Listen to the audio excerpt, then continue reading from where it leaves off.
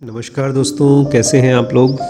हम लोग आत्मा को समझना चाहते हैं और शायद इसी बहाने परमात्मा को भी जानना चाहते हैं। लेकिन इसमें कौन हमारी हेल्प कर सकता है? कोई गुरु? अगर गुरु तो कौन होता है गुरु?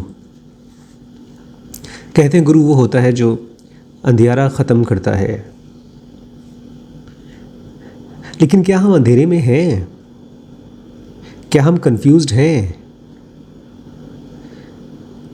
कहते हैं चलते चलते अगर कोई आदमी रास्ता भटक जाए तो परेशान होता है, वो रास्ता खोजता है, इधर उधर लोगों से पूछता है, ज़मीन पे पैरों के निशान खोजता है, कहीं कोई पगडंडी मिल जाए और रात होने से पहले वो रास्ते पर पहुंचना चाहता है, या कम से कम कोई निशान मिल जाए। लेकिन जब तक उसको रास्ता नहीं मिलता तब तक वो खोजता रहता है। पर बड़ी अजीब बात है, जब तक रास्ता नहीं मिलता फिर भी उसे पक्का है कि रास्ता है, उसे पक्का है कि वो अपने घर पहुंचेगा। लेकिन जब हम अपने आत्मन को जानना चाहते हैं, अपने ईश्वर को जानना चाहते हैं, तो क्या हमें ये पक्का है कि एक रास्ता है खुद तक जाने का, ईश्वर तक पहुंचने का? क्या हम उसी भटके हुए जंगल में परेशान आदमी की तरह खुद को जानने की अर्जेंसी में है? क्या हमारे पैरों में, मतलब हमारे मन में, हमारी खोज में वही त्वरा है? उस जिस आदमी की लाइफ में अपने घर पहुंचने के लिए जो स्पीड होती है, क्या हमारी लाइफ में वैसी है? क्योंकि शास्त्रों को भी पढ़ना, भगवत गीता को पढ़ना, अगर केवल ऐसे ही शौकिया पढ़ रहे हैं, शायद पीएचडी करने के लिए पढ़ रहे हैं, या शायद देश को आज़ाद कराने के लिए जैसे गांधी पढ़ा करते थे उस लिए पढ़ रहे हैं, तो शायद देश आज़ाद हो जाए लेकिन आप आज़ाद नहीं होंगे। अपने आप से पूछिए, जो भी मैं बातें करूँगा आगे, उसको सुनने से पहले खुद से यही कन्फर्म करिए कि क्या आपके अंदर में डिवाइन फ्रैगमेंट है। मुझे तो क्लियर है, मुझे कोई डाउट नहीं है। मुझे तो ये लगता है अपने बारे में कि ये सवाल ही मुझे इसलिए आ रहा है, आत्मन को जानने का सवाल, क्योंकि आत्मन है। कई साल पहले आया था ये। बचपन में जब मैंने पहली बार, बहुत परेशान था, बचपन में नहीं था वो, एमबीबीएस का सेकेंड ईयर था, राम के बारे में पढ़ा। उस समय राम मेरे लिए भगवान हुआ करते थे, लेकिन योग वशिष्ठ पढ़ के ये क्लियर हुआ कि राम एक इंसान थे, कॉमन मैन थे, और फिर वो खुद को जान गए और भगवान हो गए। भगवान मतलब दूसरों से पूजा कराने वाला भगवान नहीं, भगवान मतलब जो खुद मुक्त हो। और उसके बाद से ऐसे हो गया जैसे मेरी लाइफ में और कुछ काम ही नहीं बचा। घर पे बहुत मार पड़ती थी कि कुछ और करो, पढ़ाई करो, या अध्यात्म तो बुढ़ापे की चीज़ है। लेकिन अगर खुद को जानने का, भगवान हो पाने का, मैं फिर से कह दूं, भगवान मतलब दूसरों से पूजा कराने वाला भगवान नहीं, पूरी तरह से मुक्त भगवान, अगर इसका कोई रास्ता है तो क्या मैं अपनी पढ़ाई का वेट करूंगा? और तब से ऐसा हुआ जैसे एक छोटी सी पगडंडी मिली, लग रहा था जैसे कोई चला है इस पे। जब शुरुआत के दिनों में ओशो को पढ़ते थे तब, फिर धीरे धीरे एक बड़ा रास्ता दिखाई दिया, जिस पे शायद जंगलों में से जब बैलगाड़ी चलती होगी तो निशान बनते होंगे, वहाँ घास नहीं होती। और फिर करते करते हाईवे पर पहुँच गए। वही हाईवे मैं आपसे शेयर कर रहा हूँ। क्रिएशन कहाँ से शुरुआत हुई, लेकिन इसको सुनने के लिए भी एक तरह का भाव चाहिए, एक तरह का सरेंडर चाहिए। हमारे बहुत से मित्रगण हैं जो बोलते हैं भू भुआ सुआ क्या है सर, ये कौन सी इमेजिनरी बातें करते हैं, क्योंकि कृष्णमूर्ति तो ऐसी कोई बात नहीं करते थे। अभी कृष्णमूर्ति को मत लाइए, अभी इन बातों के पीछे के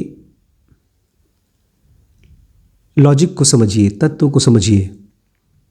आज ही मैं एक कोर्स बना रहा था डिज़ाइन पे, वैभव के लिए बना रहा था। तो उसमें वो लोग जिक्र कर रहे थे एटॉमिक रिएक्टर्स के बारे में, कैसे वहाँ इतना कॉम्प्लेक्स डिज़ाइन था एटॉमिक रिएक्टर के कंसोल रूम का, जहाँ कंप्यूटर्स होते हैं, कि उसके डिज़ाइन की वजह से बहुत बड़ा एक्सीडेंट हुआ। लेकिन मैं कुछ जानता तो हूँ नहीं एटॉमिक रिएक्टर के बारे में, किताब ही पढ़ रहा था, लेकिन उसमें जिक्र कर रखा था आरईएम का, रेडिएशन का, ऐसे ढेर सारे शब्दों का जिक्र किया था जो मेरे लिए एकदम नई थी, लेकिन फिर भी मुझे लिखने वाले पे भरोसा था। ऐसे ही कुछ भरोसा सा हो गया है, कम से कम पढ़ने के लिए, बिकॉज मन अगर किसी चीज़ को एक्सपेरिमेंट करना चाहता है तो उसके लिए भी एक भरोसा चाहिए, और ये भरोसा एकदम मासूम भरोसा होता है। ये अग्री या डिसअग्री करने वाला नहीं होता। ये होता है कि मैं इस बात को ध्यान से सुनूंगा, बिना अपने अंदर आने वाले विचारों के ब्लॉक के। ठीक है, कृष्णमूर्ति ऐसी कोई बात नहीं करते, लेकिन अभी फिलहाल कृष्णमूर्ति क्यों आ गए? क्या मैं कृष्णमूर्ति को सहारा बना के, चश्मा बनाकर दुनिया को देख रहा हूं, या मैं अपनी समझ से दुनिया को महसूस करके, टटोल कर जानना चाहता हूं? हम सब के पास अपनी समझ है। मैं आपसे बात कर रहा था कल कि किस तरह से दो बड़ी बड़ी एंटिटीज है दुनिया की, पूरे ब्रह्मांड की दो ही एंटिटीज हैं। एक तरफ है एग्जिस्टेंस, जिसमें हम और आप रहते हैं। एग्जिस्टेंस मतलब जहाँ चीज़ें पैदा होती हैं, रहती हैं, फिर मर जाती हैं। कोई भी चीज़ इस दुनिया में पैदा होती हैं, रहती हैं और मर जाती हैं, इसका मतलब वो एग्जिस्टेंस में है। वो एग्जिस्ट करती हैं, फिर गायब हो जाती हैं। और इसका पोलर ऑपोजिट है, फिलहाल आप इसको नहीं जानते, लेकिन सुनने के लिए सुन लीजिए, वो है क्रिएशन, जहाँ किसी चीज़ का कोई ना आदि है ना अंत है। क्रिएशन ही वो है जिसके बारे में कृष्ण कहते हैं मैं हूँ, आत्मन हूँ। और जैसा हमने पिछली बार आपसे शेयर किया, दोनों जगहों के बीच में, क्रिएशन और एग्जिस्टेंस के बीच में है एक बड़ा सा रिंग पास नॉट, कि एग्जिस्टेंस से क्रिएशन में कोई चीज़ नहीं जा सकती। मतलब इस दुनिया से आत्मन की दुनिया में कोई चीज़ नहीं जा सकती। जो चीज़ मरती है वो कभी भी अमरत्व के दुनिया में नहीं जा सकती। इसको ऐसे समझिए ना, सिंपल सी बात, आप टीवी चालू करते हैं, उसमें इमेजिनरी किरदार हैं, तो टीवी में से कोई भी एक्टर निकल के आपके घर में नहीं आ सकता। वो सब लाइट्स हैं, रोशनी है पर्दे पे, वो असली आदमी नहीं है। ऐसे ही एग्जिस्टेंस में केवल खोल है, शरीर है। असली आदमी, असली बीइंग, असली चीज़ तो आत्मन है, जो है क्रिएशन में। तो केवल वही क्रिएशन से एग्जिस्टेंस में आती है और वापस जाती है। तो क्यों आती है? कौन उसको यहाँ भेजता है? इसको समझने के लिए कल हमने आपसे शेयर किया था, क्रिएशन में 3 अलग अलग जोन्स हैं। सबसे बीच में और सबसे पावरफुल है सत्यम, जो रियलिटी है, एक्सट्रीम रियलिटी। और वो ऐसे रिदम में है, सुपर रिदम कह सकते हैं उसको, सुपर बैलेंस कह सकते हैं, कि वो किसी को दिखती नहीं और ना ही तो दिख सकती है। जिसको कृष्ण कहते हैं मेरा वो रूप जो कभी कोई नहीं जान सकता। और उसके बाद थोड़ा सा उसका एनर्जी ड्रॉप होता है। क्यों होता है ये मत पूछिए, बस होता है। साइंस में भी हम लोगों को यही बताया गया था। ये मत पूछो कि क्यों होता है, ये देखो कि कैसे होता है। पौधे बीज में से कैसे पैदा होते हैं, कैसे बड़े होते हैं, बारिश कैसे होती है। ये मत पूछो कि क्यों होता है, कारण मत पूछो। तो सत्यम की एनर्जी ड्रॉप होती है और बनता है तपह। उसमें थोड़ा सा रिदम कम हो जाता है। तपह में सत्यम से कंपैरिजन में थोड़ा सा रिदम कम हो जाता है। तो वहाँ रियलिटी दिखती है, परसीव होती है, लेकिन आँखों को नहीं। अभी तो आँख, नाक, कान ये सब आया नहीं है, ये सब तो एग्जिस्टेंस का पार्ट है, ये तो वहाँ जाती नहीं है, तो खोल है, शरीर है। खैर, कोई ऐसी एंटिटी है जो वहाँ पर इन चीज़ों को महसूस कर सकती है, परसीव कर सकती है। तपह है, उसको तपह बोलते हैं। लेकिन जब हम कह रहे हैं वहाँ रिदम होता है, बैलेंस होता है, तो किस चीज़ का रिदम है? कौन सी चीज़ है जो वहाँ परफेक्ट बैलेंस में है? 3 चीज़ें हैं दोस्तों। उसको हम 3 डिवाइन प्रिंसिपल्स कहते हैं, 3 वाइटल डिवाइन प्रिंसिपल्स। एक है डिविनिटी, एक है कॉस्मिक कॉन्शियसनेस और एक है डिवाइन विल। इसको समझने के लिए अभी यहाँ आ जाइए, धरती पे आ जाइए। अपनी लाइफ में देखिए मंडेन को। मंडेन मतलब रोज़मर्रा की घिसी पिटी लाइफ, वही रूटीन लाइफ। अगर दिन है तो रात है, सुख है तो दुख है, अंधेरा है तो उजाला है। अगर मंडेन है तो डिवाइन है। कृष्ण जब अर्जुन से कहते हैं तुम किस चीज़ के चक्कर में पड़े हो, इस दुनिया के, ये तो मंडेन है क्योंकि ये ख़त्म होने वाली है, नश्वर है। मैं हूँ जो डिवाइन हूँ, जो खुद ही हर सेकंड नया होता रहता हूँ। तो फिलहाल ये जान लीजिए कि अगर सुख है तो दुख है, अंधेरा है तो उजाला है। अगर मंडेन है, बोरिंग है, तो कोई ऐसी चीज़ है जो डिवाइन है और वो कभी बोरिंग नहीं होती, वो कभी मरती नहीं। उसके बाद है कॉस्मिक कॉन्शियसनेस। उसको समझने के लिए यहाँ आ जाइए धरती पे। यहाँ आपके पास है टुकड़ों में, छोटे छोटे टुकड़ों में अवेयरनेस, और वो भी चीज़ों की अवेयरनेस। लेकिन यहीं पर आप कभी कभी बहुत अवेयर हो जाते हैं, और शायद ज्ञानीजन कहते हैं बहुत अवेयरनेस से हम कॉस्मिक कॉन्शियसनेस तक पहुंच सकते हैं। मतलब एक ऐसी स्टेट जिसमें भूत, भविष्य और वर्तमान तीनों का एहसास होता है, ज्ञान होता है। कॉन्शियसनेस तो अभी भी आपके पास है। कॉन्शियसनेस वही चीज़ है जहाँ पर मेमोरीज स्टोर होती हैं, जहाँ से विचार बनते हैं, जहाँ कल्पनाएं हम अपने मन में क्रिएट करते हैं। बट फ़र्क ये है, यहाँ पर टुकड़ों टुकड़ों में है अवेयरनेस, चीज़ों की है। रात को सोते समय गायब हो जाती है, फिर सुबह आ जाती है। लेकिन इसका एग्जैक्ट ऑपोजिट है कॉस्मिक कॉन्शियसनेस, जो कभी कम नहीं होता। इसको कबीर कहते हैं वहाँ कभी अंधेरा नहीं होता, सैकड़ों, हज़ारों, करोड़ों सूरज की रोशनी है। मतलब कॉस्मिक कॉन्शियसनेस है। और तीसरी चीज़ है वहाँ पे डिवाइन विल। इसको भी समझने के लिए आपको वापस धरती पे आना पड़ेगा, उसके उल्टे को देखना पड़ेगा। यहाँ है भैया मजबूरी, डिज़ायर, जो किसी की पूरी नहीं होती, जिन जिन की पूरी हो जाती है वो भी फ्रस्ट्रेटेड होते हैं। और यहीं पर हम लोग खोजते हैं ज़िंदगी को जीने का पर्पज़। ऐसा लगता है जैसे कृष्णमूर्ति को, कृष्ण को, नानक को अपनी ज़िंदगी का पर्पज़ मिल गया। मैं भी आपको देने को तैयार हूँ, मुझे भी मिल गया है।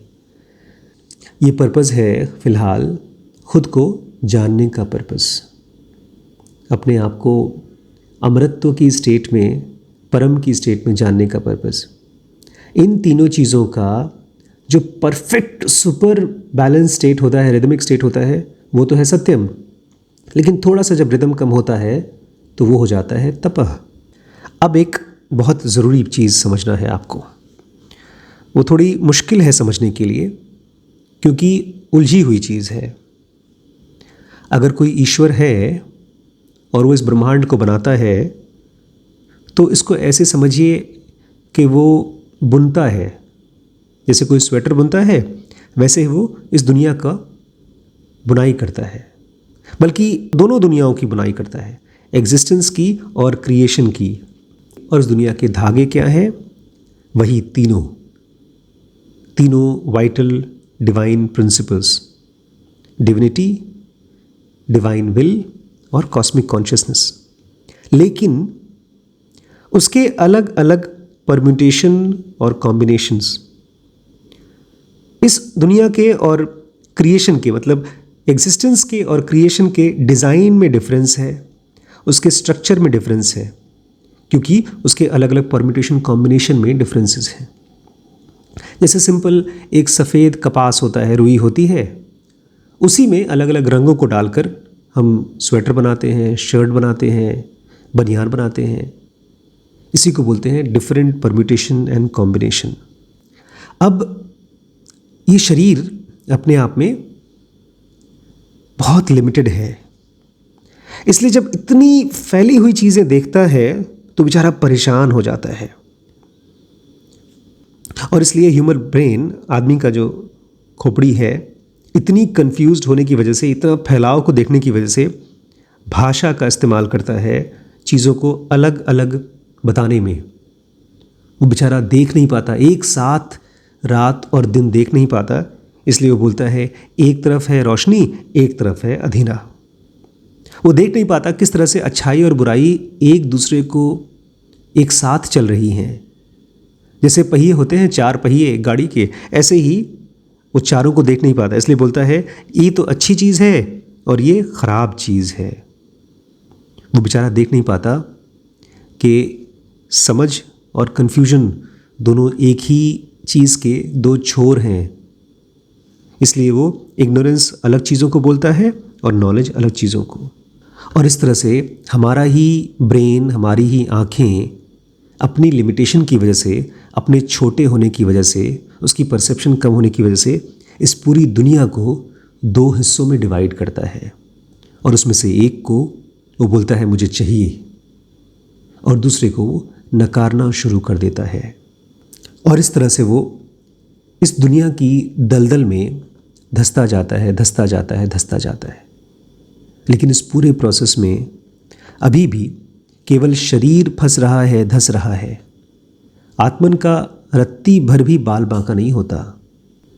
लेकिन मुझे पता है अभी भी आपके मन में विचार चल रहे होंगे कि भैया आत्मन है क्या? मैंने कहा ना, सुनना है ध्यान से। अगर सुन सकें, ध्यान से सुन सकें, तो इस वीडियो की ज़रूरत नहीं है। बस इस ब्रह्मांड में, इसी ब्रह्मांड में किसी भी कोने को ध्यान से सुन सकें, आत्मन महसूस हो जाएगा। किसी बच्चे की खूबसूरत आंखें देख लें तो शायद आपको आत्मन के दर्शन हो जाएं। मुश्किल क्या है?